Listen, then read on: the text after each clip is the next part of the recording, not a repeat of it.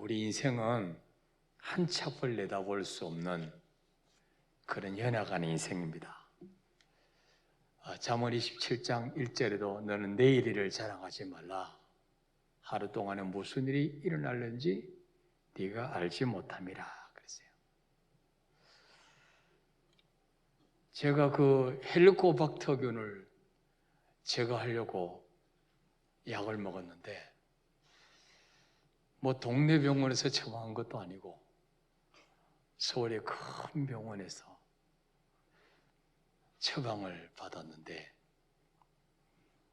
나중에 동네 병원에서 그 처방전을 보여줬더니 다른 사람보다 2배나 먹으라고 했다는 거예요. 2배나.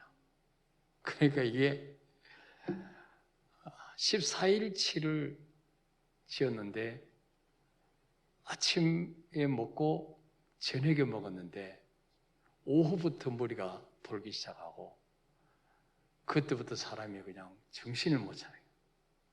고열이 올라가고 구토가 나고 그 다음날 병원에 전화하니까 당장 약을 중단하라 그래서 중단했는데도 3주 동안 사람이 정신을 못 차려요. 그래서 하나님은 실수가 없는 하나님인데 좋으신 하나님인데 왜 이런 고난을 주실까 생각을 하게 됐어요. 그래서 오늘 전도서 7장 14절에 보니까 하나님이 우리 인간으로 하여금 장래일을 예측하지 못하게 하시려고 형통한 날과 곤고한 날을 병행해서 주신다는 거예요. 섞어서 주신다는 거예요. 그래서 사람으로 하여금 그의 장래일을 능히 헤아리지 못하게 하시려고 그렇게 하신다는 거예요. 우리 인생에도 낮과 밤이 있죠. 낮만 계속된다면 어떻게 될까요? 과로해서 죽게 되겠죠. 낮만 계속된다면 아마 식물들이 다 죽을 거예요. 또 낮이 없고 밤만 계속된다면 어떻게 될까요? 식물이 자랄 수 없겠죠. 우리 마음이 늘 어둡고 우울할 거예요. 이 옷을 천으로 만드는데 이 천을 짤 때 이 시줄과 날줄로 엮어서 짭니다. 가로는 시줄, 세로는 날줄입니다. 이렇게 짜야지 아름다울 뿐만 아니고 천이 튼튼하죠. 한쪽으로만 세로로만 짜면 이쪽으로 잡아 당기면 금방 찢어질 거예요. 가로로만 짜면 이쪽으로 잡아 당기면 금방 찢어질 거예요. 그래서 시줄과 날줄을 병행해서 이렇게 짜는 거예요. 그러면 잘 찢어지지 않고 옷도 아름답죠. 우리 인생도 그래요. 형통이라고 하는 시줄과 곤고라고 하는 날줄이 함께 엮여져야 아름답고 성숙한 인간이 되는 거예요. 여러분, 고난을 좋아할 사람 누가 있겠습니까? 다 싫어하죠. 근데 꼭 필요하니까 주시는 거예요. 하나님 저에게는 형통만 주세요. 저에게는 아픈 일이 없게 해주세요. 고민할 일도 없게 해주세요. 그럼 교만해지겠죠. 안하무인이 되겠죠. 또 곤고한 일만 계속된다면 아주 깊이 있는 사람이 될 수가 있어요. 아주 성숙한 사람은 되지만 늘 곤고한 일만 계속된다면 살맛이 안 날 거예요. 절망이 몰려올 거예요. 인생을 포기하고 싶을 거예요. 그래서 하나님 우리에게 형통과 곤고를 병행해서 주심으로 행복도 있고 성숙함까지 있는 아름다운 존재로 우리를 만들어 가시는 거예요. 그래서 오늘 전도서 7장 14절에 보니까 형통한 날에는 뭐 하라 그랬어요? 기뻐하라 그랬어요. 기뻐하라. 우리 삶 속에 형통한 날에는 기뻐하고 감사해라. 왜? 형통을 주신 분이 누구냐? 하나님이라는 거예요. 내가 잘나서 형통한 게 아니라는 거죠. 내가 건강을 잘 지켜서 건강이 아니라는 거죠. 여러분 아시다시피 제가 교육교사부터 시작하면 40년 정도 목회를 했는데 우리 교회 개척해서 30년을 목회했는데 이번에처럼 이렇게 힘이 없고 사람이 그냥 꺼라지고 이런 거 본 적이 있습니까? 본 적이 없어요.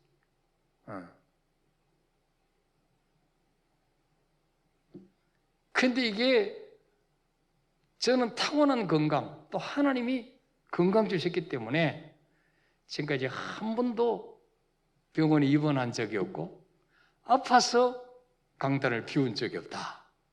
그리고 얼마 전에 큰 소리 쳤는데 하나님이 야, 네가 잘나서 그런 거 아니야. 하나님 이번에 깨닫게 하셨어요. 그리고 너 늘 30대인 줄 아니? 너 벌써 60 넘었어. 너 70을 향해서 달려가. 건강을 챙겨야 돼. 하나님 또 이런 또 깨달음을 주셨어요. 예. 형통한 날에는 감사하고 기뻐해라. 왜 그랬습니까? 하나님이 형통한 환경을 주셨고 형통할 수 있는 은혜를 주셨기 때문에 형통한 거예요. 그래서 고린도서 4장 7절에 보면 읽어볼까요? 시작. 누가 너를 남달려 구별하였느냐? 네게 있는 것 중에 받지 아니한 것이 무엇이냐? 네가 받았은즉 어찌하여 받지 아니한 것 같이 자랑하느냐? 아멘. 우리 삶 속에 형통함이 있다면, 뭔가 잘 풀려가고 있다면, 뭔가 내 계획대로 잘 되고 건강하고 자녀들도 잘 되고 가정에도 부족함이 없고 그렇다면 뭐예요? 이 모든 것을 누가 주셨냐? 하나님이 주셨다는 거예요. 네게 있는 것 중에 받지 아니한 것이 무엇이냐? 다 하나님께 받은 거라는 거예요. 그래서 형통할 때는 정말 하나님께 감사하고 기뻐해야 되는데 우리는 형통할 때는 당연한 줄 알아요. 당연히 그런 줄 알아요. 다 그렇게 사는 줄 알아요. 저는 모든 사람이 다 건강한 줄 알았어요.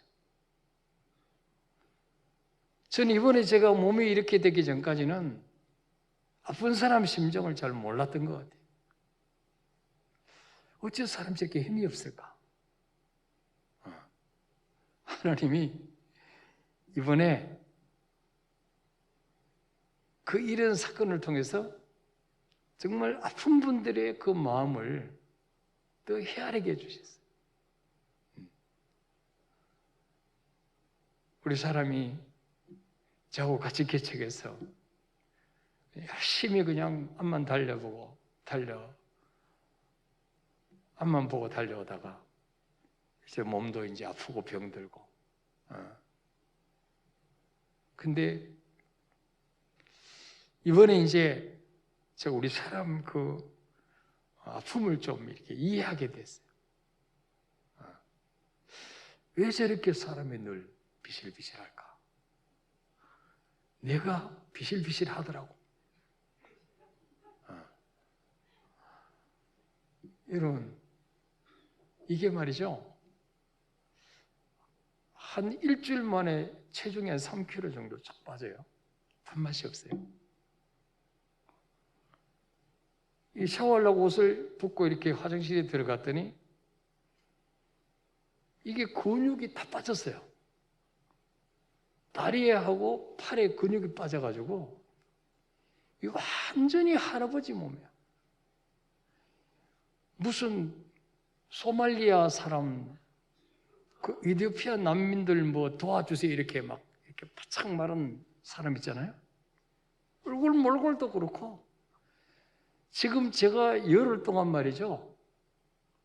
TV도 없는 곳, 인터넷도 안 되는 곳, 산속에 들어가서 그냥 계속 자고 햇빛 쬐고 걷고 전혀 목회 신경 안 쓰고 스트레스 전혀 안 받고 또 우리 성도님들이 뭐 맛있는 과일 사다 준 분도 있고 보양식 또 배달해 주신 분도 있어서 하여튼 그런 거 먹으면서 몸만 챙겼는데 그래도 지금 얼굴이 굉장히 좋아진 거예요. 제가 첫 주, 둘째 주 설교한 거를 제가 집에서 유튜브로 보니까 내가 봐도 이상해요. 저 사람이 누군가. 아주 그냥 뭐 몰골이 말이 아니에요. 네. 자, 창세기 39장 2절 3절 한번 볼까요? 시작. 여호와께서 요셉과 함께 하심으로 그가 형통한 자가 되어 그의 주인 애굽 사람의 집에 있으니 그의 주인이 여호와께서 그와 함께 하심을 보며 또 여호와께서 그의 범사에 형통하게 하심을 보았더라. 아멘. 자, 요셉이 형들의 미움받아 노예로 팔려갔잖아요. 근데 여호와께서 요셉과 함께 하심으로 그가 형통한 자가 되었다. 그러니까 보세요. 우리 삶 속에 형통한 날에는 기뻐해라. 감사해라. 왜? 이거는 내 능력이 아니고 내가 수단이 좋아서 그런 게 아니고 여호와께서 나와 함께 하심으로 내가 형통한 자가 되었구나. 이걸 깨달으라는 거예요. 그래서 정말로 감사하며 살아가는 거죠. 기뻐하며 살아가는 거죠. 그 다음에는 뭐예요? 전도서 7장 14절에 보니까 곤고한 날에는 어떻게 하라 그랬어요? 곤고한 날에는 되돌아보아라. 되돌아보아라. 여러분, 그 신호등도 파란불만 계속되지 않잖아요. 빨간불 정지 신호가 와요. 빨간불 정지 신호가 들어올 때는 아무리 바빠도 서야 돼요. 아무리 바빠도, 아무리 급해도 그냥 가면 사고 나는 거예요. 네, 우리 인생도 마찬가지. 내가 달려가고 싶다고 달려가는 게 아니에요. 내가 강단에 서서 설교하고 싶다고 하는 게 아니에요. 주님이 설교할 수 있는 건강을 안 주시면 할 수가 없어요. 여러분, 제가 쉬기 전주간에 주일날 말이죠. 아침에 일부 예배 드리기 전에 와서 몸을 가눌 수가 없어서 목양실에서 한 40분 동안 누워있다가 겨우 나서 일부 예배 설교하고 일부 예배 끝나고 또 목양실에 가서 또 누워있다가 겨우 2부 예배 설교하고 그리고 집에 가서는 점심도 안 먹고 쓰러져서 잤어요. 그 정도로 몸을 가눌 수가 없어요.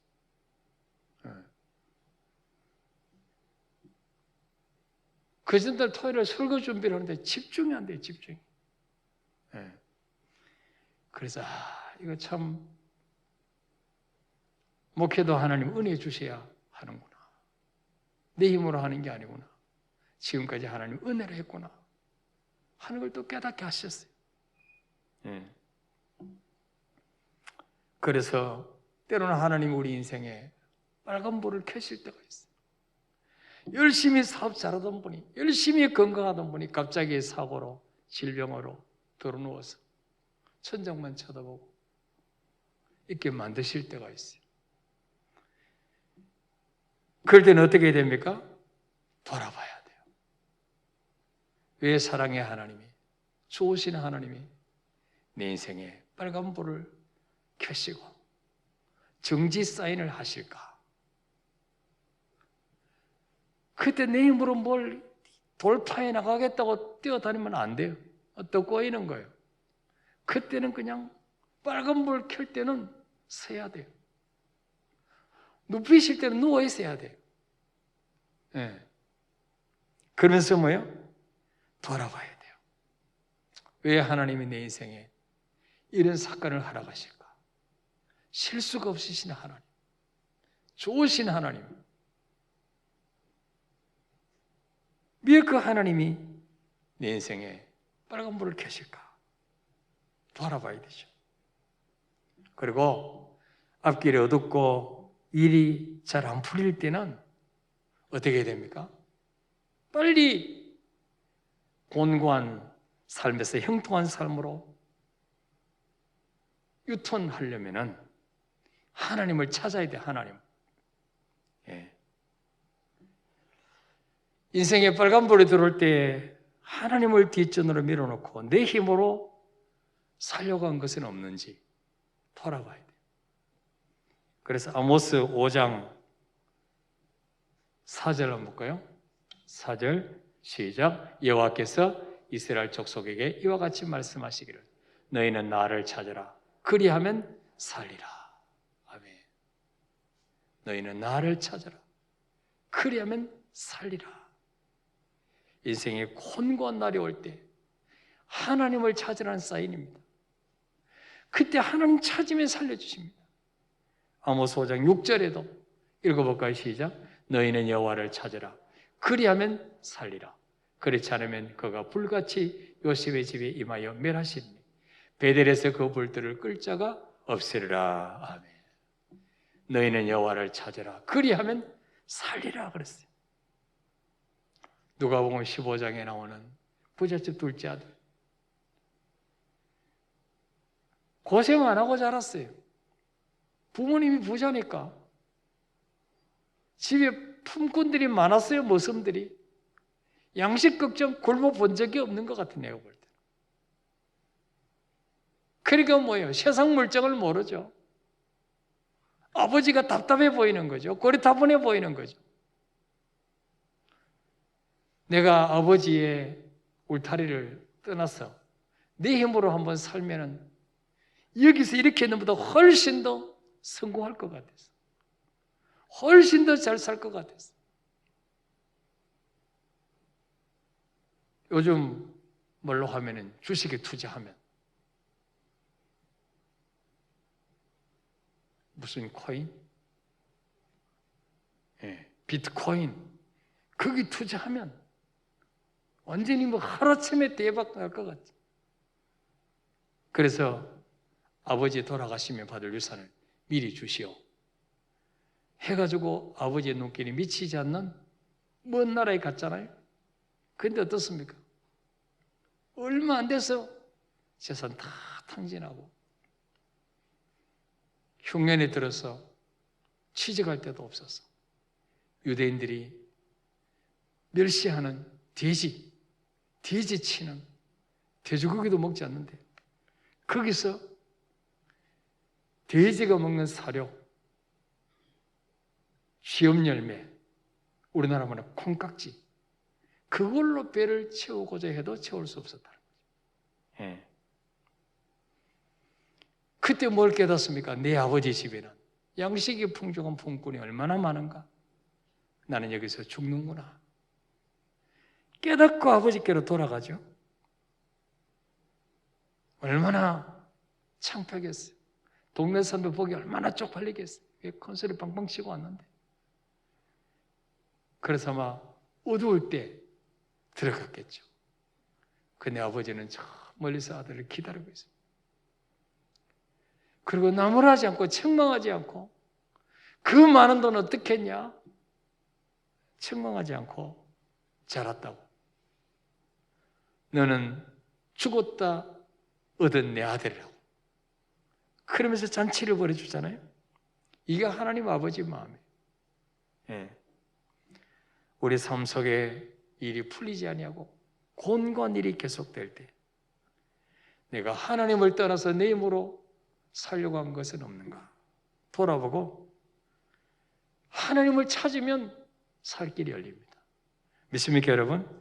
자, 역대하 26장 4절 5절 보시면 읽어볼까요? 시작. 우시아가 그의 아버지 아마사의 모든 행위대로 여호와 보시기에 정직하게 행하며 하나님의 묵시를 밝게 하는 스가랴가 사는 날에 하나님을 찾았고 그가 여호와를 찾을 동안에는 하나님이 형통하게 하셨더라. 아멘. 우시아 왕이 묵시를 밝게 하는 스가랴가 사는 날 동안에는 하나님을 찾았어. 말씀대로 순종했어. 그가 여호와를 찾을 동안에는 하나님이 형통하게 하셨더라. 하나님 버리면 그때부터 맡기기 시작합니다. 그때부터 인생이 내려막길로 시작하기 시작하는 거죠. 그래서 곤고한 날이 계속될 때 빨리 하나님을 찾아야 된다. 그래 회복됩니다. 두 번째는 뭐예요? 내가 하나님 말씀에 불순종한 것은 없는가? 돌아봐야 돼. 곤고한 날이 올 때. 신명기 28장 15절에 보면은 네가 만일 내 하나님 여호와의 말씀을 순종하지 아니하면 내가 오늘 네게 명령하는 그의 모든 명령과 규례를 지켜 행하지 아니하면 이 모든 저주가 네게 임하며 네게 이를 것이니. 신명기 28장 1절에서 14절까지는 하나님 말씀대로 순종하는 자에게 약속하신 축복이 나왔어요. 온갖 축복이 나왔어요. 교회 몇 년 다니냐 중요한 게 아니고 내가 말씀대로 순종하느냐 순종하지 않냐. 순종한다는 말은 인생의 주인을 바꿨다는 말이에요. 순종하지 않는다는 말은 여전히 내가 주인의 자리에 앉아있다는 거예요. 교회만 왔다 갔다 하지 입으로만 주여 주여 하지 여전히 내가 인생의 주인의 자리에 앉아있으니까 하나님 복을 주실 수가 없는 거죠. 안 그래도 교만한데 복까지 줘놓으면 더 교만하죠. 그래서 하나님의 명령과 규례를 지켜 행하지 아니하면 모든 저주가 내게 임한다. 이거는 불신자에게 주신 말씀이 아니에요. 이스라엘 백성에게 주신 말씀. 하나님의 자녀에게 주신 말씀이에요. 신명기 29장 9절에 보니까 읽어볼까요? 시작. 그런즉 너희는 이 언약의 말씀을 지켜 행하라. 그러면 너희가 하는 모든 일이 형통하리라. 아멘. 언약의 말씀을 지켜 행하면 너희가 하는 모든 일이 형통하리라. 그래서 하나님은 우리 삶 속에 형통한 날과 곤고한 날을 병행해서 주심으로 예측할 수 없게 만드신다. 좀 지금 형통하다고 교만하지도 말고 지금 곤고하고 힘들다고 계속 곤고한 일이 계속될 것처럼 낙심하지도 말고 밤이 지나면 낮이 오듯이 겨울이 지나면 봄이 오듯이 이 두 가지를 병행해서 주신다. 그래서 여러분 하루하루 우리가 하나님의 은혜 없이는 살 수 없다. 이걸 깨달으시고 늘 은혜를 사모하며 살아가는 저와 여러분이 되시기를 축복합니다. 우리 찬양하겠습니다.